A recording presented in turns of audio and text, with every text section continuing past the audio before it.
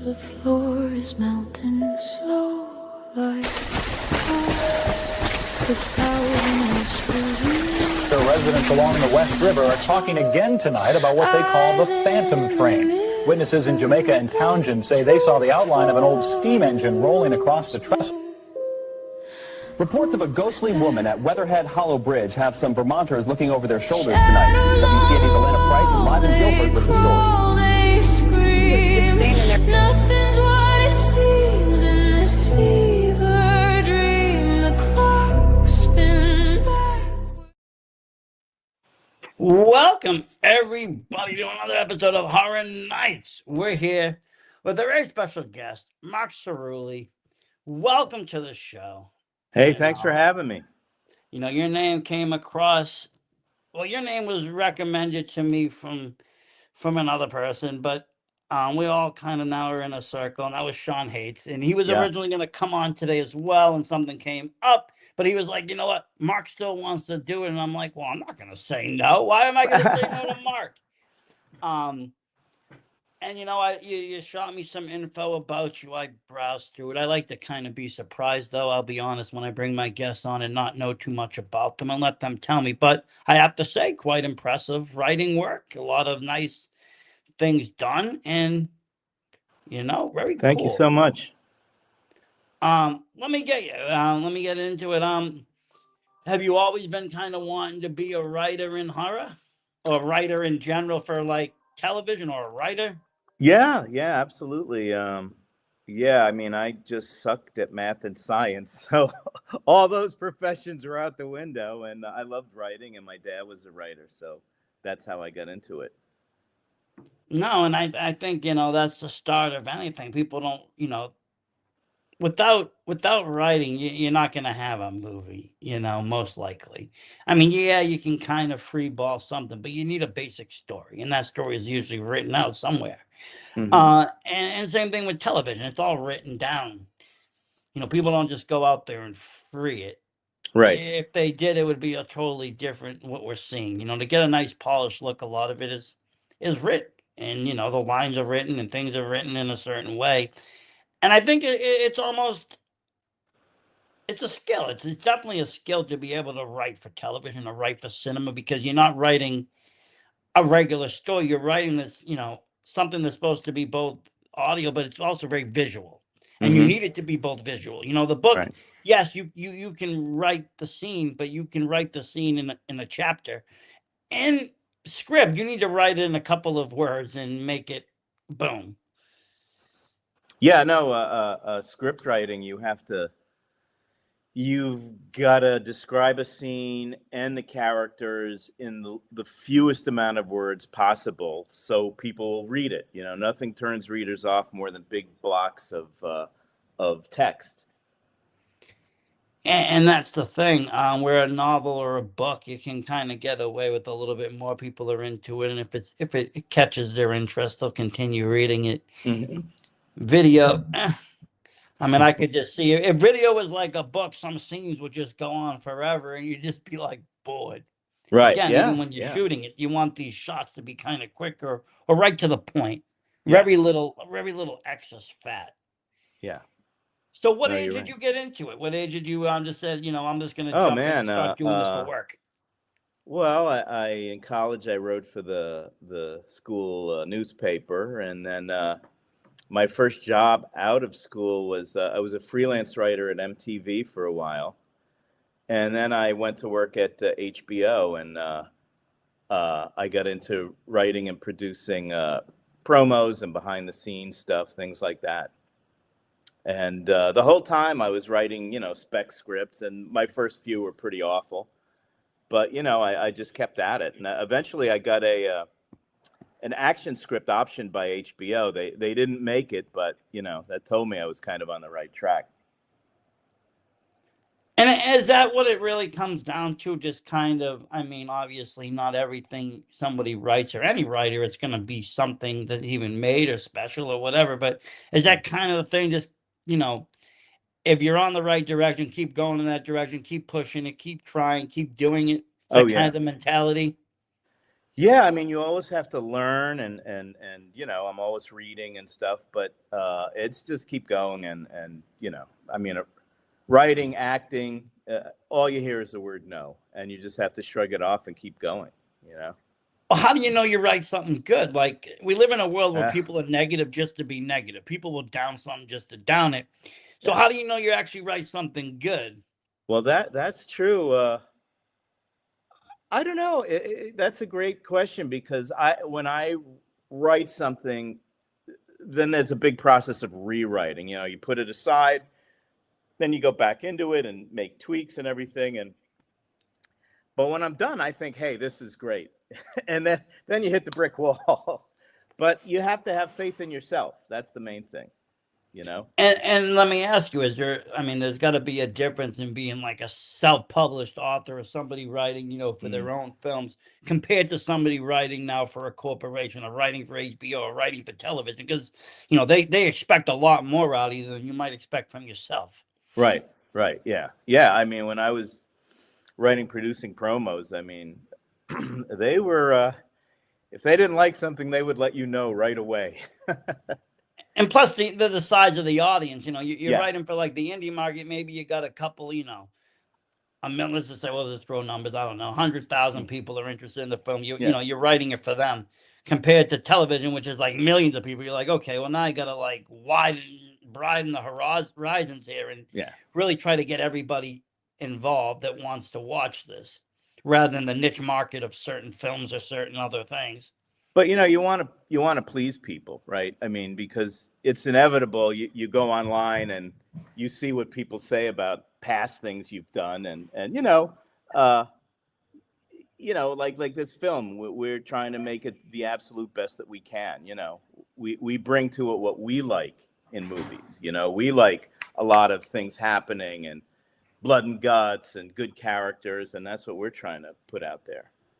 And we're going to talk about that film a little bit too as we delve deeper, because I mean I want to know more about the film and so on the audience. But I do have other questions. Like, I saw you work even like you did writing for like Nickelodeon and stuff. How Yes. was that working for them? Because they're growing up, they were like, there was two options for me, Disney or Nick, and I always thought Nickelodeon was kind of the more teenish or the more less kiddyish of the two. So I always Hmm. geared towards the Nick side. Uh, well, my first boss at MTV wound up being a producer over at Nickelodeon. Uh, and so he was doing a show called Hey Dude, and he asked me if I wanted to write for it. And even though I was working for HBO, I said, "Fuck it, yeah, let's do it." And so I wrote 4 episodes of that, and then one of Clarissa Explains It All. And both of them were huge successful hits. I mean, Yeah, they're yeah, nostalgia. I mean, people are still talking about it yeah. today. You know, um, that show, Hey Dude, is it's still stuck in my memory. Just a lot of the scenes and everything, and probably one of the only westerns I actually enjoyed, like western scene kind of things. I was always into the horror or other stuff. What was the other one that they used to do? I think Are You Afraid of the Dark and things like Right, that. So, right. but then some of these shows, obviously you got into it. They came on before or after your other shows, so you'd watch it. Mm. Like Clarissa, I didn't get into Nick saying I'm going to become a Clarissa fan, but Yeah, you'd yeah, watch yeah, a show that this would be on after or before, and it's TV. You don't get to yeah. choose, so you just watch what's on. Yeah, but they put a lot of work into those shows. Like they flew all us writers out to Arizona to watch shooting Hey Dude, and the sets were a lot of detail on the sets, and the scripts went through changes and stuff. So it was really professional how they did it, even for a kids show. Yeah, no, and I mean, I think, like I said, I mean, there's really only two options. I mean, Nick and Disney, they were like the Right, forefront runners of kids right. television.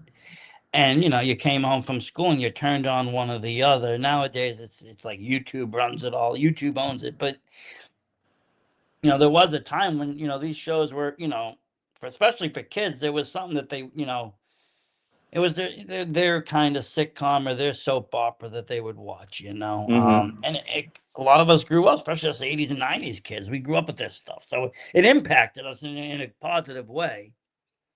Yeah, no, I love. Every once in a while, somebody says, "Oh, he wrote for Hey Dude," and people have such great memories of Hey Dude, which is always nice. Because it was such a funny show for,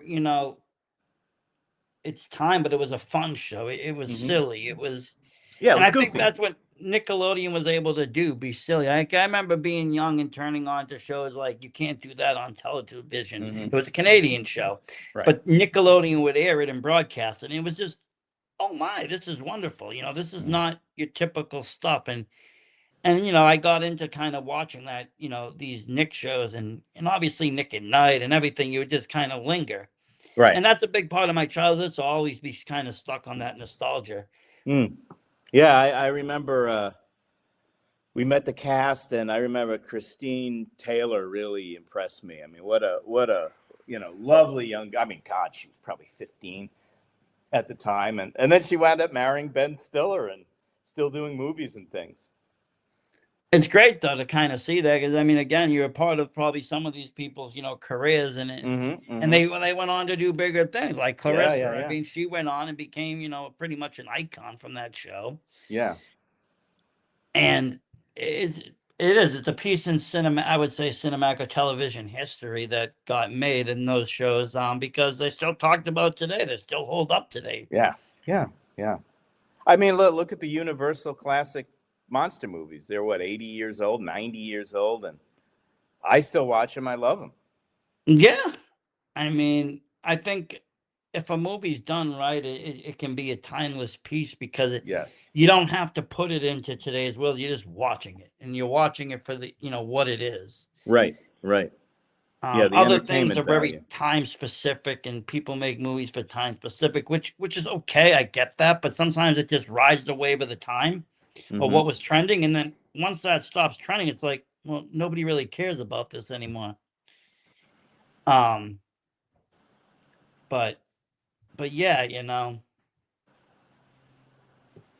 and so I mean, but that's the thing. So I mean, like with the television and the writing and all that, did you start off like on that end and get into like movie writing, or was it the other way around? Like you kind of written for some films and then got into the television world. No, no, the television stuff came first, and I always, I mean, I always loved movies, and I remember I worked one summer. I was an intern at a movie advertising agency, and I remember they were throwing out boxes of screenplays. So I grabbed like all I could carry on the train home, and I read them, and I kind of learned the format, and then I started writing. And as I said, the first few, you just throw them out. But uh, you look at the end product, a movie, and just to have written a movie, I just thought was amazing. So that's what I wanted to do. And where'd you get your ideas? I'm guessing you wrote an original movie. It wasn't like a remake or a rebrand. So where'd you get these kind of ideas? Did you have all these stories in your head that you want something to do that was longing, or did you just write it off the scratch? No, I do a lot of reading. I'll see something, an article or something, and that'll spark an idea in my head, or I remember for the script that HBO option called Wet Work. I was in a restaurant, and I saw a young couple having dinner, and I thought, man, what if like a nutcase person walked up to them and said, "Hey, I'm going to kill you." And that's, even though crazy as that sounds, that's how the idea got started. And then months later, I started writing about it. I mean, it's not a bad idea. Yeah, I mean, yeah. us horror people have. I mean, that's what I'm people not got to advising realize. anybody do that, please. No, but that's what people got to realize. Us Yeah, horror people and weird people, we think outside the box. Some of the yeah, most yeah, craziest situations yeah, fly through our head because yeah, we're watching all these bizarre movies and then we see real life crazy shit and we kind of yeah. put two and two together. We're like, hey, and it becomes some kind of crazy nightmare fever dream. Right. But to us, it's very like, oh, that's cool. To other people, they're like, Mm, what do you want? What are you doing? What are you right. thinking? What's wrong with you? Yeah, yeah. You No, I know, mean, I even hardcore horror films, most of them are made pretty well, and you can admire, some of the dialogue, whatever the direction. You know, there's always something redeeming in those films. Well, yeah, I mean, Most of them. Most of them. I mean, you're gonna have films that are out there just to obviously shock value films. You're Mhm. gonna have your exploitation films. You're gonna have, Right. all of that. But even then, they have their value. I mean, I'm a big exploitation '70s and '80s fan. I think that is a great. Yeah. I'm a big Cannibal Holocaust fan and Cannibal Ferox and the whole Italian little cannibal thing where they made all these films. I thought what they had and used for resources was very interesting. Mm-hmm. And I can appreciate the work and a lot of even the more extreme films. But then, I got into like French extreme films. And yes, while they're pretty brutal, they have a cinematic value to it, or they have a story to be told. There's other art house films that are just made just for someone's pleasure. But then at those points, I don't look at the story. I look at, how did they film it? What were they going for? What were they Right. using? What were they color grading it? What era were they making this for? Mm-hmm. One of my favorite films is actually Irreversible. It's kind of a horror, kind of a drama, but it's shot all backwards, and it's very just boom, boom, boom, boom, boom, and it's one scene it's really bad. It's just all one scene. There's no cuts. There's nothing. So everything's just brutal right in front. Wow. But it happens in the middle of the movie, and you don't know and you can watch the movie both ways. Mm-hmm. But That's one. Yeah, I'll have to it's a check great that art one house out. film. Is that an older film or recent? It's rather new. Mm-hmm. Irreversible. Irreversible, French film, yes. Yeah, I'll check that one out. I actually enjoyed it for its uniqueness and just what they kind of do. I'm also an Italian giallo fan. I like all sorts of films, different eras, different plots, different kind of stories, Mm-hmm. Because they all bring a little bit of history to the world. Right. And a lot of times they're a time capsule of when they were made. Give it to you. I'll be back. No, it is, and I'm sorry, I was getting distracted by a little one. Everybody's home with this weather. Yeah. Sounds like a young horror fan. We do. We have young horror fans here. I have to limit the horror, though. That's the thing.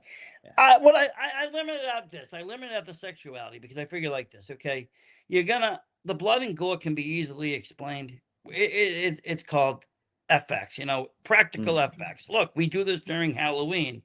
We make these things happen, and we do all sorts of animatronic work and make fake blood and make fake things. Mm-hmm. So I'm able to explain that when he sees some kind of gore, it's like, oh, okay, that was uniquely done. How could we do that? That's where I draw the line. Anything into the sex realm and all that, I'm kind of like, we're not going to watch these films because that's a little bit more unexplainable. Until you're older. Till he's older, yeah, then he can watch that. Yeah. Cool.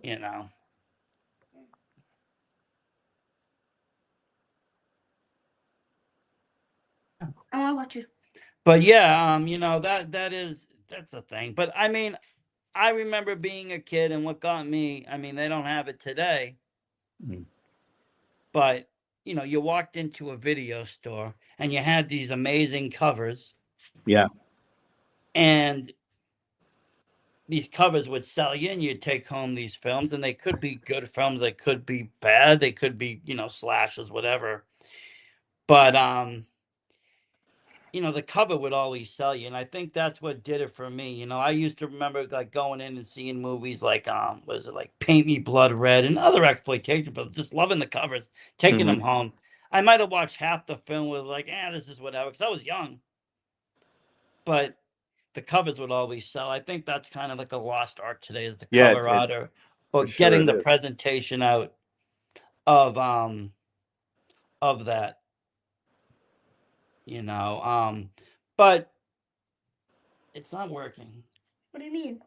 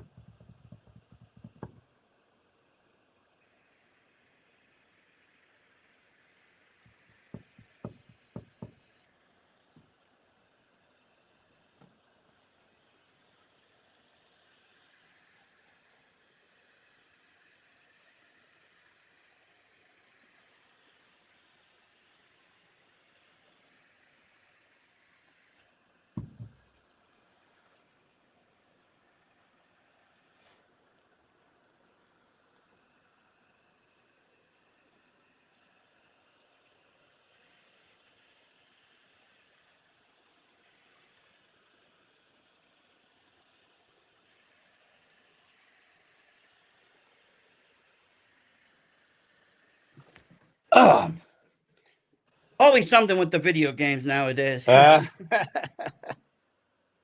You know, yeah, when that's we funny. played I'm not games, a big gamer.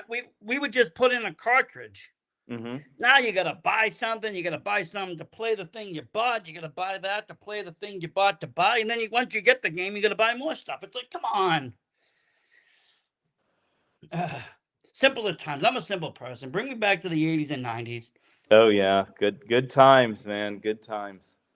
You know, we could just swap tapes. It didn't even matter where they were from. It didn't even have like it. You didn't even need different region Blu-ray players. I got like 6 different Blu-ray players. I need different regions for different things because I got all these Mm. different imports. I'm a sucker for for physical media because let's face it, at the end of the day, these streaming platforms lose rights left and right. And then all of Hmm. a sudden, the movie that you're watching, you end up having to buy anyways. Hmm. Or you Right. bought it and now you don't have it. Yeah, but And I, so I I like remember going the physical. I I remember like walking into Best Buy and there was like a whole a whole department full of DVDs, and now that's gone. Yeah, Best Buy stopped, Target stopped. I think the only one that still sells physical media is Walmart. Walmart, yeah. But I grew up with working at Blockbuster and just being enthralled with VHSs and DVD had just come out and that was the next big craze and everybody was into that you know and now it's just for me it's about not even just the video, it's the packaging, the slip Mm-hmm. covers, the Mm-hmm. inserts.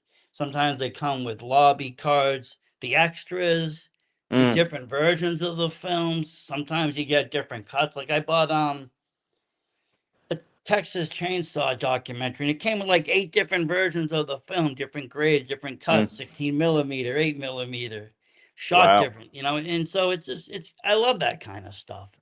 Yeah, yeah. I soak it up. But Well, well, those were some good projects for me doing the Halloween DVD documentaries back when all that was just starting up, really.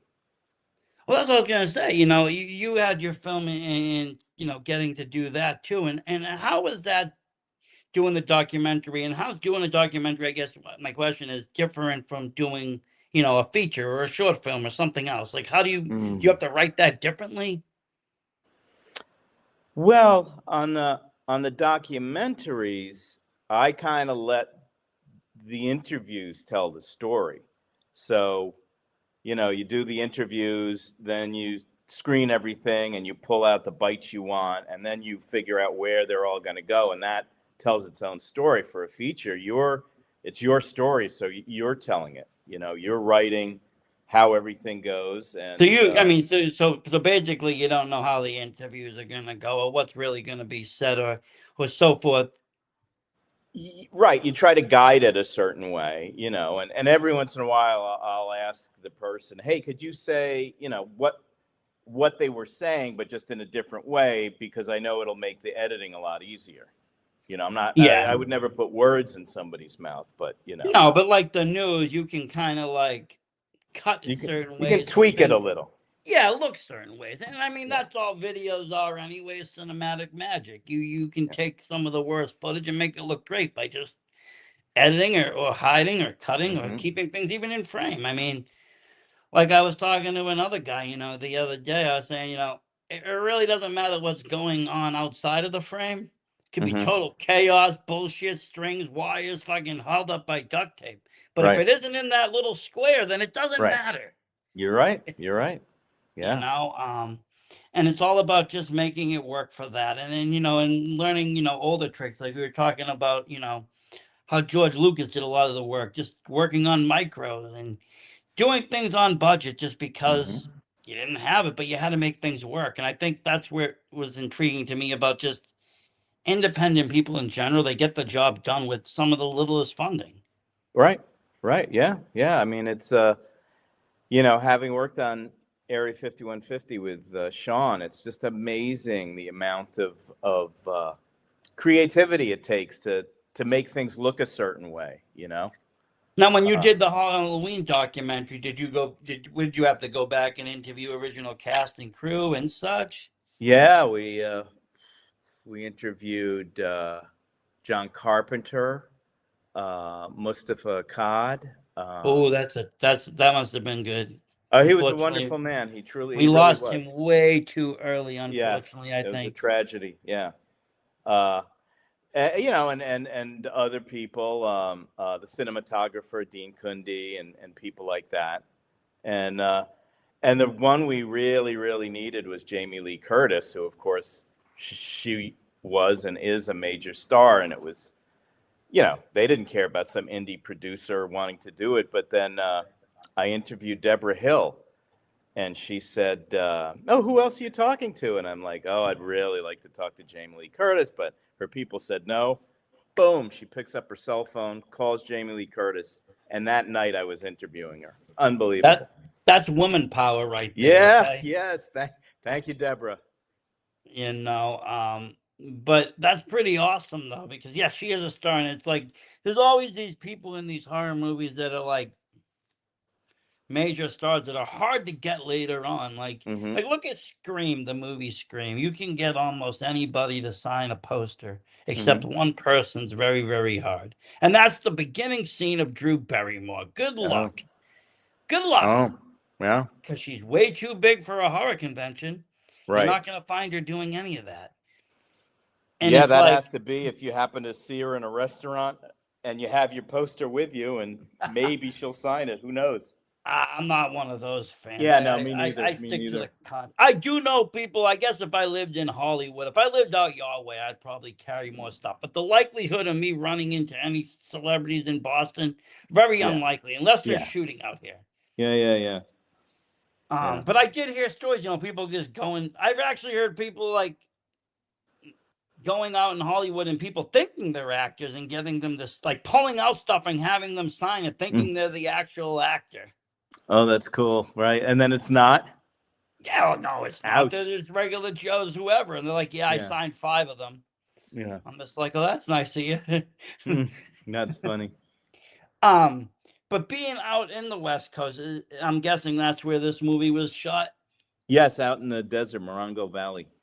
Um, would you say there's more opportunity film wise or more asset, I guess, more people available to kind of pull together to get things done? Oh, for sure. Yeah, for sure. Yeah. You know, I mean, I met Sean at a the Three from Hell premiere, and he was wearing a Dracula shirt, and I just walked up to him and said, "Hey, I love that shirt," and we started talking, and we were both interested in UFOs and Area 51, and that's how this all happened. And now you guys both co-wrote this? Yes. Yep. Yep. And Sean came up with the title. I mean, you know, we're both fascinated by Area 51, and the engineers who actually work out there call it Dreamland and Paradise Ranch. So I was suggesting those titles, and Sean went Area 5150, and I'm like, brilliant, because 5150 is the police code for a crazy person. That's interesting. It's a Yeah, good that's a yeah. good play because you know there's so many how many people get written off as being schizophrenic or psychotic seeing aliens and yet Mm, they probably saw something. maybe. Well, out there, you know, they test Out in the all kinds desert of. anything is possible, Yeah, okay? I'll be yes, for honest. sure.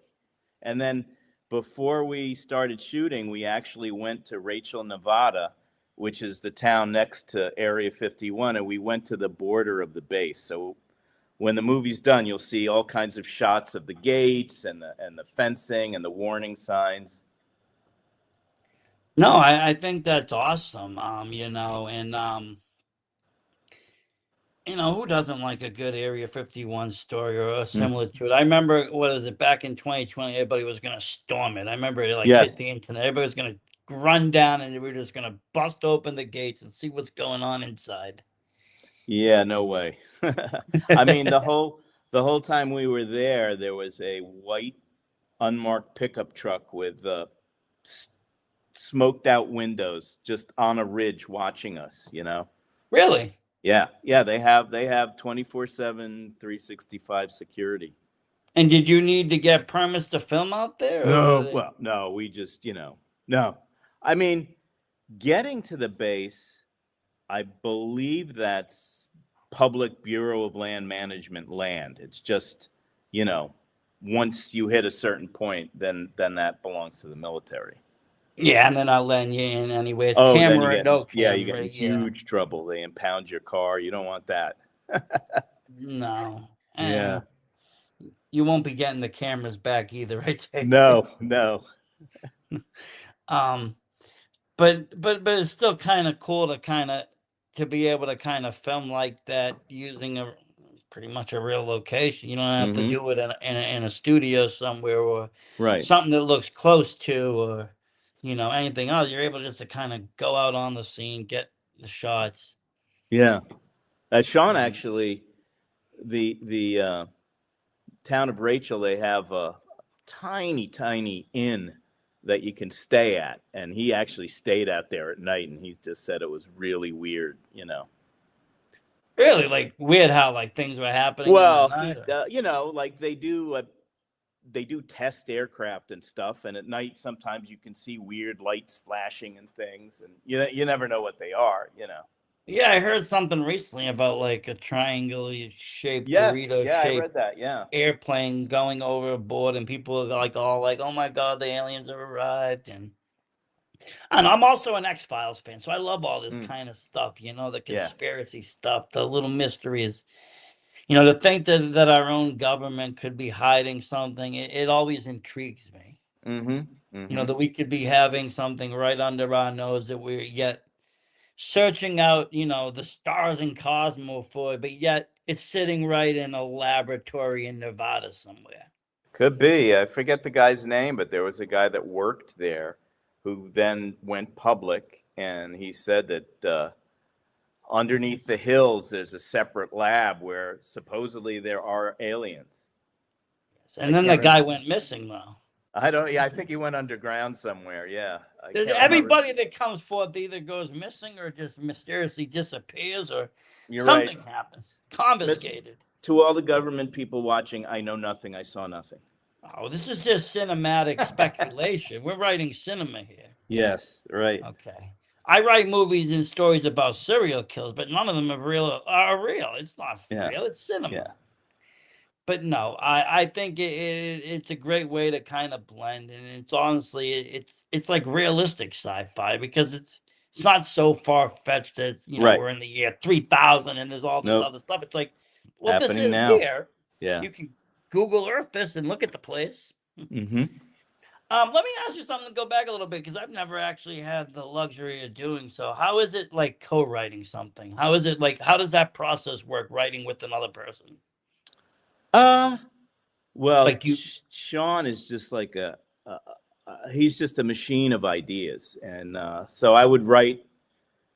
I think I would write some pages, send them to him. He'd have notes, or I trying to remember. Maybe I took a first pass at the script, and then he took it and he, made his changes and stuff. I mean, it was a good collaboration. He's just So it's kind of just a nonstop, lot of though. back and forth and just. Yeah, yeah, it has to be, yeah.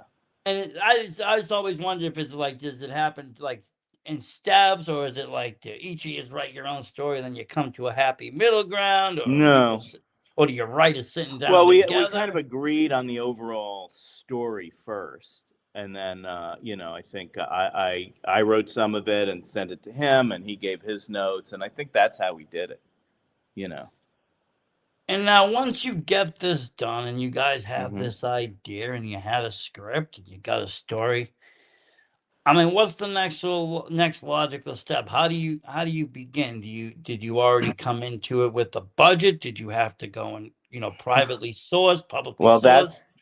that's the hardest part of indie filmmaking is getting the money. So we did an Indiegogo, and we raised some money for that, and that allowed us to shoot. And we're still, by the way, Indiegogo is open, so if anyone's interested, it's Area 5150 movie on there, and we're looking for some finishing funds, and we do have a great editor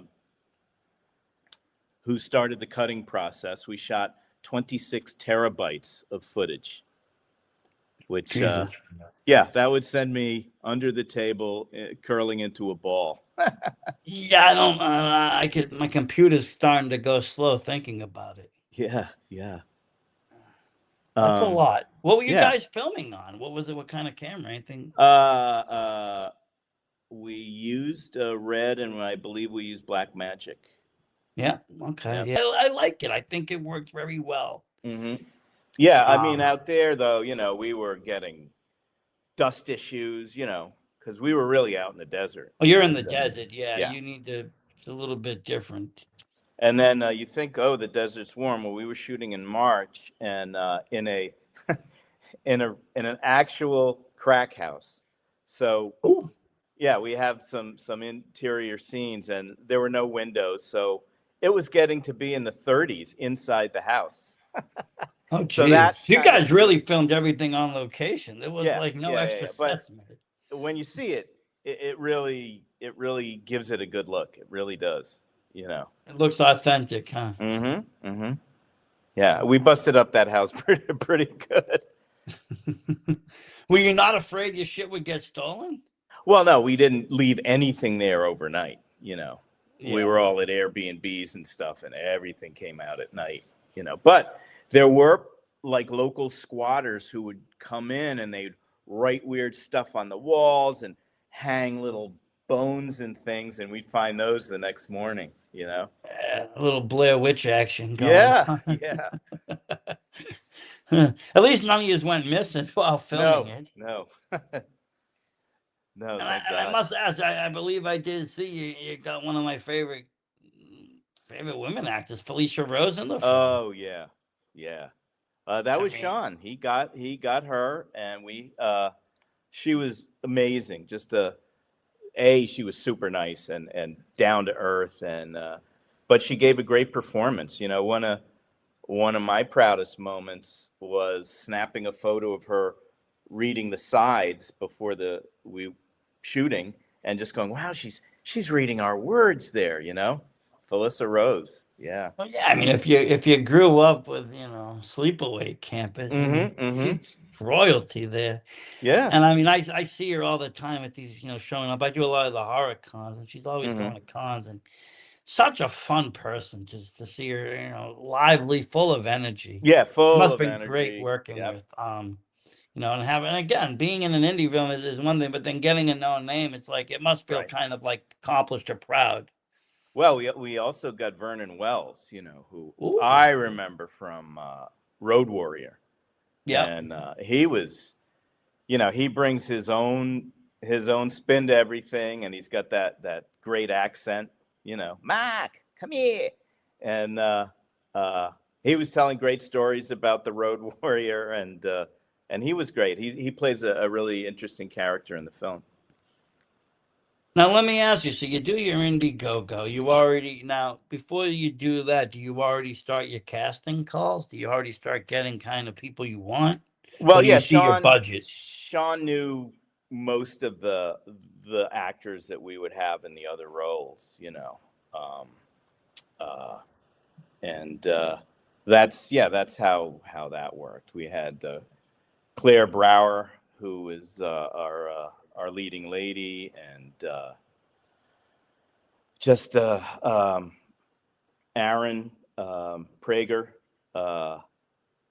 He plays my son in the film, along with Rob White. He plays my other son, and it's kind of this crazy hillbilly clan living right outside the perimeter of the base. So you're That's in the all. film too, then. So you're Yeah. I play Big Daddy. Nice. Yeah. Is this your first time acting, or have you acted in other stuff as well? I acted in Cannibal Comedian. Okay. I played the heckler in Cannibal Comedian. Yeah.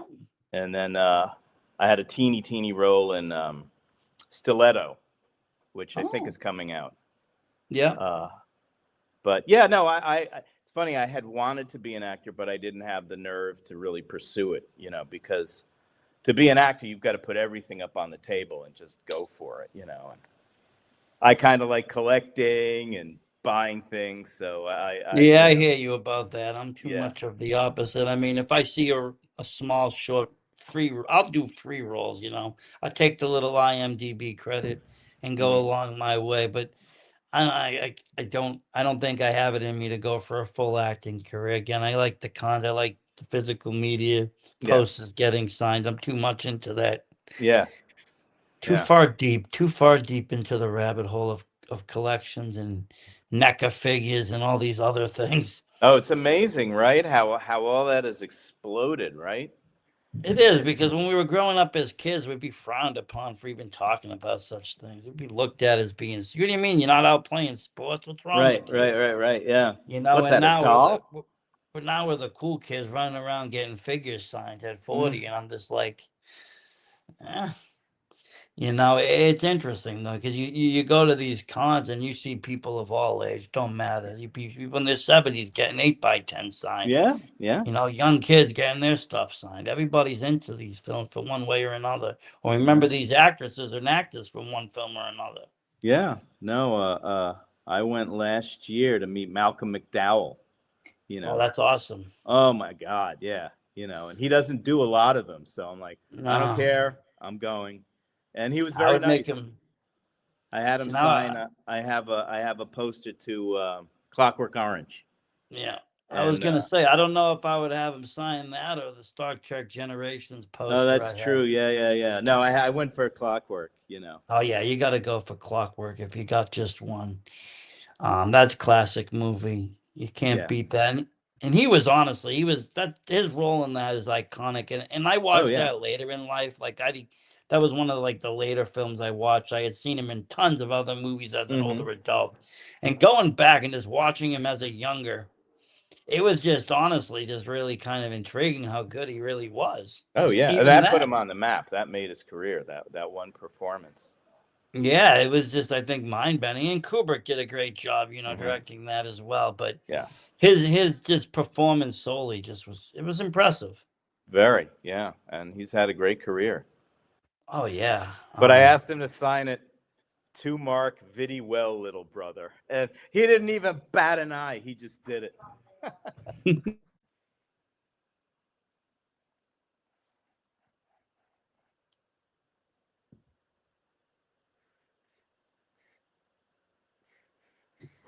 No, I mean and the funny thing is though, they're so humble. You would think some of them would not be. You go in, you see these Hollywood actors that have been in dozens of movies. Hmm. Well, I'm sure even when you were talking to some of the people in the Halloween, cast, they were very humble about it. Yeah, well, to them it's a job that they do every day. Like I remember we were in Dean Cundy's house, and in his kitchen he had a big framed movie poster to Hook, and it said, "To the Master of Light, Steven." Spielberg. I mean, that was impressive. I thought that was wow. I was talking to John Carpenter. He was I mean, you could tell super, super intelligent. Uh, and very serious, no fun and games. And, he did the interview, and then as soon as we were done, he left. But he was great. He was great. He, No, talked about all aspects of making the film. No, I mean I've always been a fan of him, and not just of his cinematic film, but also his music career. I Yeah. think is very Yeah. good. I think he's Yeah. on tour right now in New York doing his music, and Hmm. you can actually meet him afterwards or something. But he's on that intellectual level. I think that's beyond all of us. He Yeah. knows something that we don't know. Yeah. No, he was very But smart, very sharp. I'm a big fan of all his films, though. I mean, obviously Halloween being one of them, but he's Mhm. done a lot of great other movies. Even that he did not, he did that anthology film. I was a fan of. I think he starred in it too. He played like the in between guy telling the stories, and he was playing the Oh. mortician. Hmm. But again, these are just people I said, like I grew up, watching these, finding these videos, these names, you learn them, and then you go back. And I do that today too, I'll see like a film on Tubi or on, Amazon Prime or wherever. And then I see, okay, I really like that film. Hmm. The What first thing else? I What else has that guy done? That's the first thing I looked at. Yeah. Who's the director and where else, what else have they made? Yeah. And a lot of the times I'm pretty happy with the results I find. A lot of their films are, not one-hit wonders. Sometimes they're just one-hit wonders, I'll be Hmm. honest. And everything else they've made was either not in the same genre or just mediocre compared. But some others, like, I love going back and seeing what people done, even their earlier works, or if Hmm. they've had, like, a feature film and, it started off as a short film. Like, I interviewed the guy that made the movie Baskin, and it's Hmm. Baskin is a, Turkish film. Oh. And it started off though as a short film, and then he Hmm. went back and turned it into a feature length. And Hmm. great, visceral kind of horror film and idea of hell. Really good film, but I got to pick his brand. And just seeing that, the transition, sometimes, you can make just a short and sit on it, and it doesn't have to be a full project yet. You can go back later when you have the asset, when you have Right. the resource, or when you have the knowledge. Sometimes you just don't know how to do things, so you got to put it on hold. Well, that's the famous story about James Wan and Lee Winnell, right? They were film students in Australia, I think, and their film professor knew someone in Hollywood, and they had a 10-minute short for Saw, and they got it. They got it to Lionsgate, and they saw it, and they said, "Okay, we'll give you $1 million to make this movie," and the rest is history, right? It's all you need. You Yep. need the right people to see it, Yep. or at least believe in it. They might not enjoy it, but they know if they think it'll make money or it's Mm. sellable, they'll back it. Yep. Yep. You know. Um, but with that being said, I always tell people, and I don't believe it myself, and I don't do it myself, and I could be wrong, but don't write something for the point of making it to make money. If you Right. think that Right. you're writing it to sell on some level, then Mm. it's probably not going to sell. It's usually these things that are just like passion projects that ends up being, you know, big sellers. Like Clive Barker's book, like the little short story there with Mm. Hellraiser. Boundless Heart. There, it wasn't this huge franchise when he wrote that. Right. No, I love The Damnation Game. That's a great, great novel. Yeah. It is. And just sometimes you don't have to write things for the fact of it. Oh my God, like I said, like we talked about a little bit earlier, that this is trending right now. Let me write this real quick and get it out there. And it Mm. might do well because it's running with the trend of the times and all these other films that are going out where people are talking about it. But once they stop talking about that, Yeah. will it be a timeless piece? Will it be a piece that people can, turn back? Will it be a do love type of show? Hmm. Where people can, looking for it. Where's it streaming right now? Right.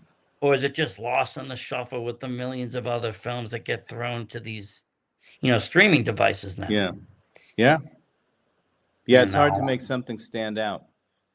it is because a lot of stuff has been done, I think, and a lot of stuff has Hmm. been redone and Yeah. done in different ways. And how do you make something truly original It's funny. I nowadays? watched one Bigfoot movie on Amazon Prime, and then up pops like five other Bigfoot movies. Same That thing. happened All. to me with that happened with me with the a haunted box movie I watched. Mhm. I watched this box movie, and then all of a sudden there was six other movies or so that popped up, and almost I would say three of them were almost the same shot for shot, just different actors. Mm.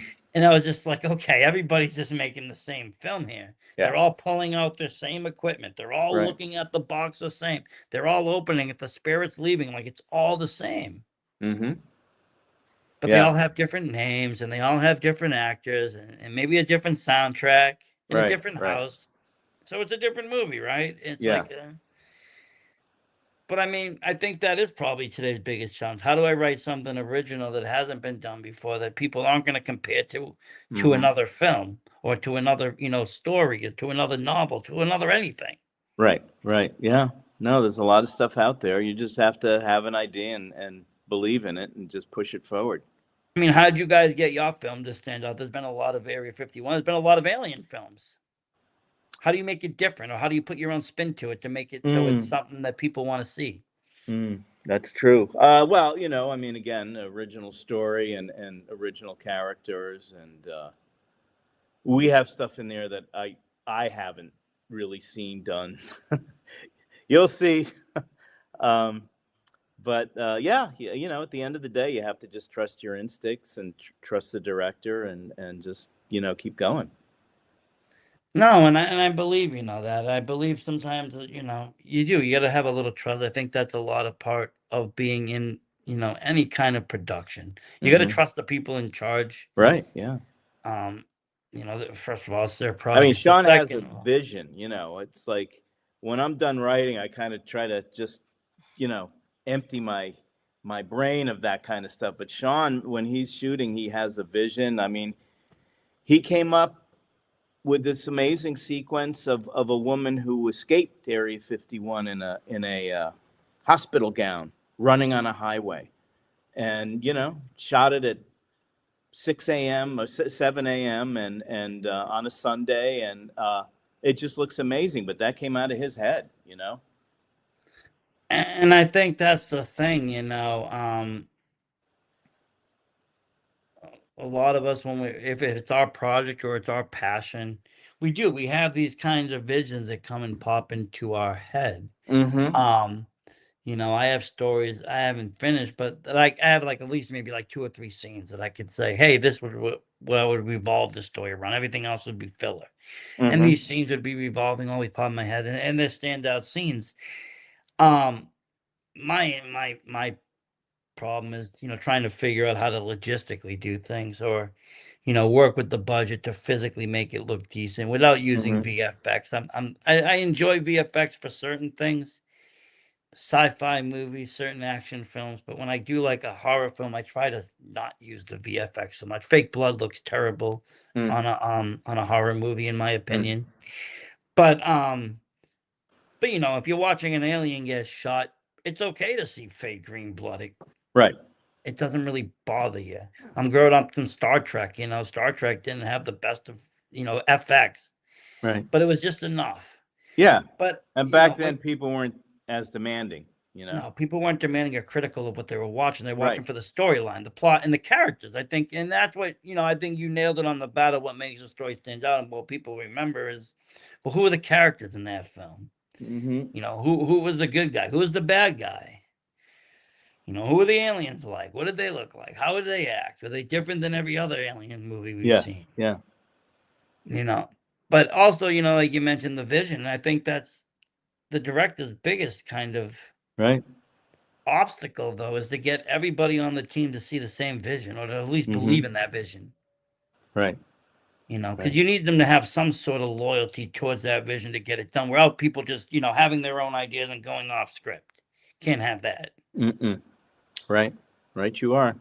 But when you sign on to these projects, you're kind of signing up saying, hey, we're going to follow your lead. We're going to go this way. Unless they're asking for your input. I mean, in your case, you guys are going back to back on the story. You're writing Mm. things. If you had something to say, I'm sure that it's okay for you to, hey, I think it should be shot maybe this way. Or try doing it a little Mm. this way. Or try moving it that way.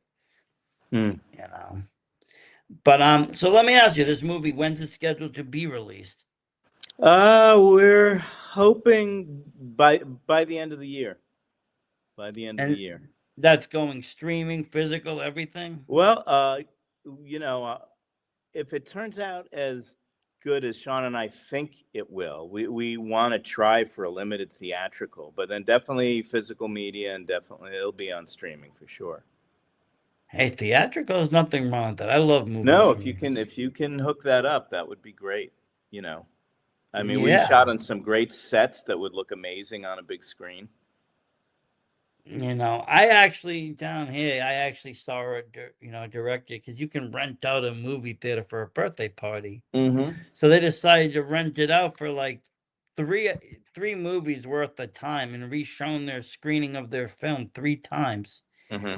and just let people come in for nothing Mm. just to see it on the big screen. Right, right, right. Yeah, that's a good idea. Build word of mouth kind of thing. It does. I mean, not everything is going to be obviously for profit, but if you have a movie that is for profit, keep it for profit. Right. Safeguard it, because once it's out there, it's very hard to pull it back. Oh yeah, yeah, yeah, yeah, yeah. But do you guys have any more films in plans or talks after this one? Yes, we are talking about one. It's set in the world of rock and roll. That's all I can say about it.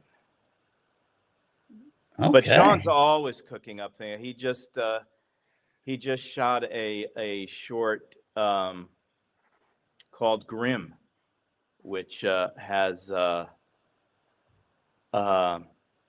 actor who played what do you call it, Leatherface, Oh, and wow. yeah, Brett. God, I Oh, have his Brad name. Wagner. Brett Wagner, yeah, he's a great He's a guy, great and just guy. I met he him at looks one of the great cons. on film, and he's in it. Yeah, I met him at one of the cons. He actually did a panel on indie films Mm, with some other people that were there. Guy that did Never Hike Alone in the Woods and a few other people. And they were talking about, making indie films and how it's not that, it's more obtainable today to make a film than ever before because you don't need the $1 million camera. There's right. people out there shooting films on their phones and getting them out there and getting them, made. You can buy a mid-range camera. You can buy, a $1,200 sign camera, buy some good lenses, and you can shoot something. It's not like before where you needed film stock. You needed, a camera that could hold, 16 millimeter film stock, Yeah, yeah, and you need yeah, this yeah. I don't know Hollywood how. Oh my production. God.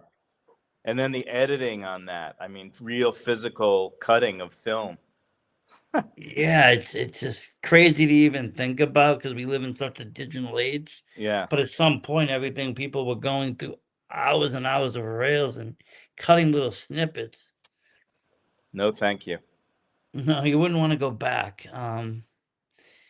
Well, let me ask you, we're just about out of time for the hour, Mm. but I mean, I do thank you for coming on. Can't wait to see what this film looks like. I'm really actually thirsty to see it. Um, but how can folks find you online if they want to learn more about you or see what you've done? My website is illuminar.tv. Uh, and then there's another website. I did a documentary that's on. It's streaming on HBO Max. It's called "By Design: The Joe Karoff Story," and it's about this brilliant graphic artist who created all these famous iconic movie logos like 007 and West Side Story and Orion Pictures. Oh, And wow. we have a website there. It's bydesignent.tv for By Design Entertainment. So those two Awesome. places. I'm gonna have to check that out too. I'm a graphic designer too, and I Oh, there always you go. I always find it interesting to see how people have come up with their movie logos Mhm. because some of them are super iconic. I mean, obviously 007, you could pick that out of anything. Right. But picking the type, picking the font, picking the style, picking everything. Because these movies end up becoming legendary and those type fonts that they use for those logos, they become, They're permanent. out there forever. Yeah, they're permanent to the movie. Yeah. Yeah. Very rarely do they change them, even I mean, unless it's a remake, and sometimes even in the remake they keep the original if it's Hmm. that good. Well, look at 007. It's been out there for 60 some odd years. Oh, that movie, I mean, yeah, I mean that's probably the longest running franchise almost with Yeah. different characters playing different But the people, but logo itself, it's still being used, you still know? being used and it's still in the same format. Hmm. And it's probably one of the most recognizable movie logos. For sure. Yeah. I'll definitely have to check that out. Definitely. Well, thank you for taking the time with No, me. thank you for having me. And we'll be in touch, especially when the film comes out. Absolutely. Yeah. Yeah. Indiegogo, if anybody's interested, check it out. Indiegogo. I went Area there myself. 51 I might have Picture. to go back and pick out some things. You do have some cool little like perks and stuff. Yeah. Yeah. Yeah. We have signed memorabilia and shirts and things. So it's all there. Definitely. And why not? I mean, why not support indie cinema? I always believe in that. Support the little people, support the independent cinema. Because it all starts somewhere. I mean, even some of your favorite movies, you speak of Halloween, that was an indie film. Yeah. Yeah. $300,000. Yeah. And, That was a that good became, investment, right? that was one of the best. If you could go back and invest in them, I would go back and produce that. I'd be like, I'll be a producer. Here you Yeah. go. You Yeah. want another three? But no, I mean, you think about it, even if you want to talk modern success, Terrifier started as an indie film and it's worked its way up into cinema kind of lore. Yep. So Yeah, it's it always still good to happens. invest and to put stock into see where the next major film is going to come from, because it's going to come from an indie director, producer, or somebody. Yep. Yep. Starts right here. Well, Thank thank you for you. everything. And thank you, Absolutely. everybody, Thank you. for watching. As always, Thank you. stay spooky, everybody. We're out.